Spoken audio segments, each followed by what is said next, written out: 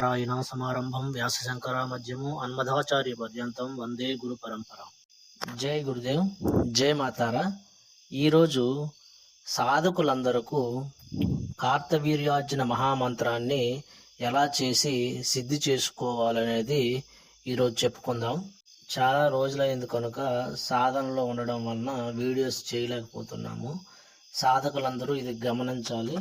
ఇంక ఇక్కడి నుంచి కూడా వీడియోస్ ఒక 3 డేస్కి కానీ 4 డేస్కి కానీ ఒక్కొక్క వీడియో వస్తూ ఉంటుంది. చాలా నిగూఢ రహస్యాలు అయినటువంటి మంత్రాలన్నీ తెలియజేస్తూ ఉంటాము.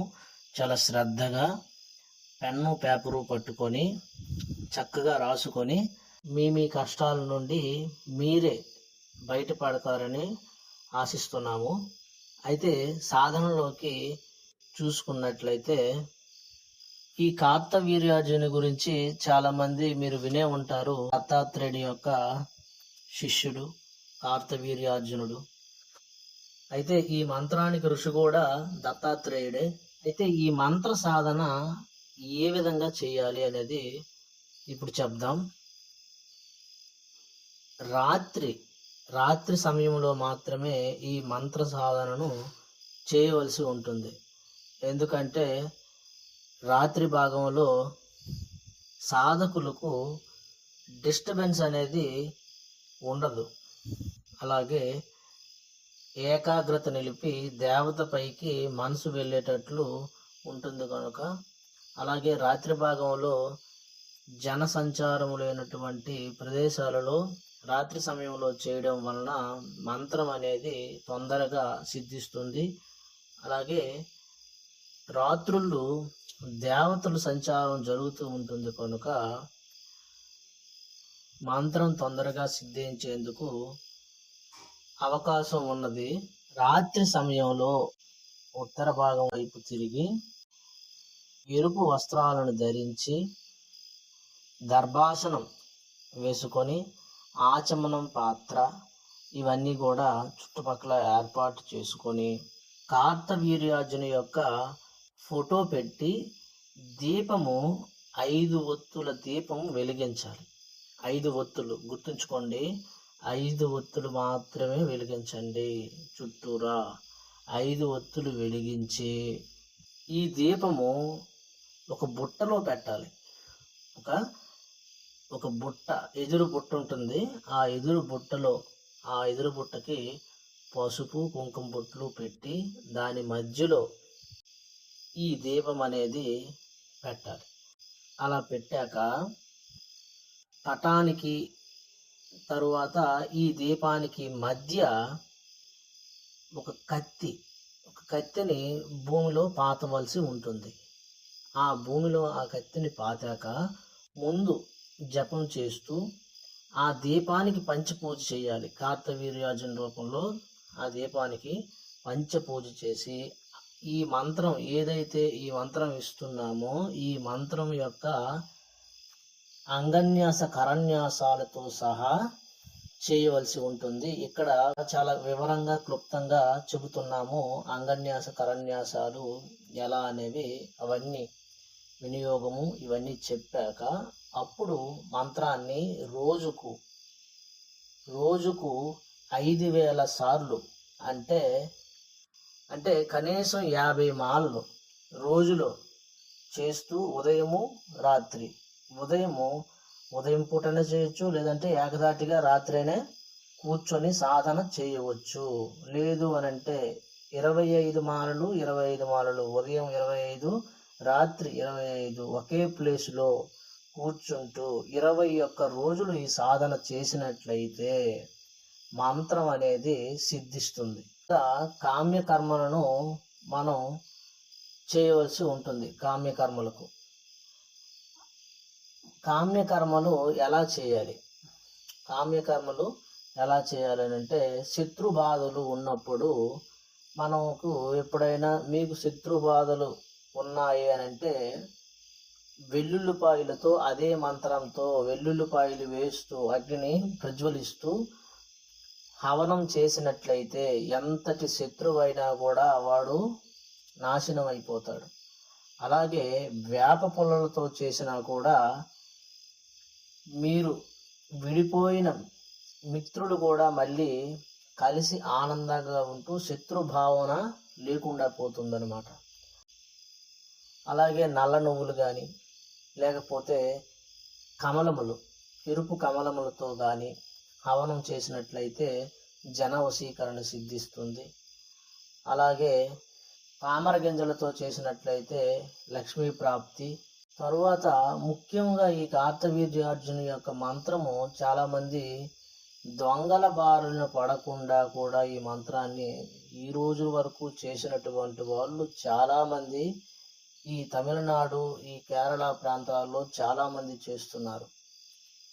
ఎవరైనా దొంగలు దోచుకుపోయినట్లయితే మీ ధనాన్ని ఎప్పుడైతే కార్తవీర్యార్జుని యొక్క మంత్రం చేస్తారో ఆ ధనం అనేది తిరిగి మళ్ళీ మీ దగ్గరికే చేరుకుంటుంది. అది ఎలా గురువు గారు అంటే అంత దైవేచ్ఛ. అది ఎలా చేరుకుంటుందో అది ఆశ్చర్యకరంగా మన దగ్గరకు వస్తుంది.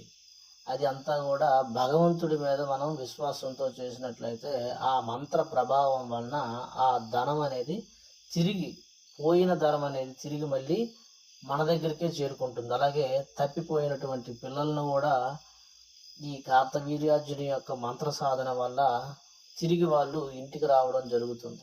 అంతటి మహావిద్య ఈ కార్తవీర్యార్జున మహామంత్రము.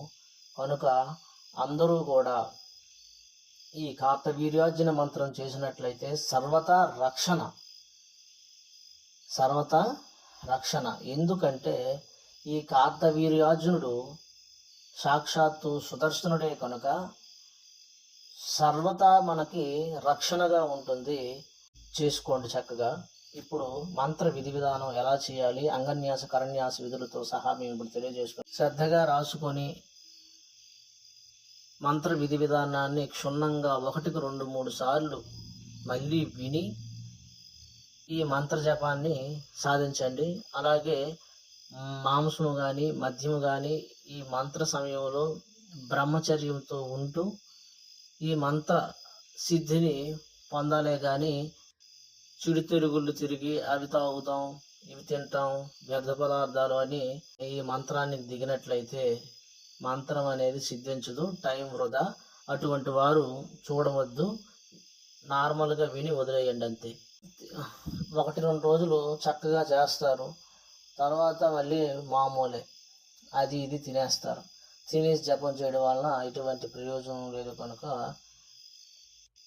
అఖండ బ్రహ్మచర్యం వ్రతముతో 21 రోజులు ఈ మంత్రాన్ని శ్రద్ధగా చేసినట్లయితే మంత్రం అనేది చాలా తొందరగా సిద్ధిస్తుంది.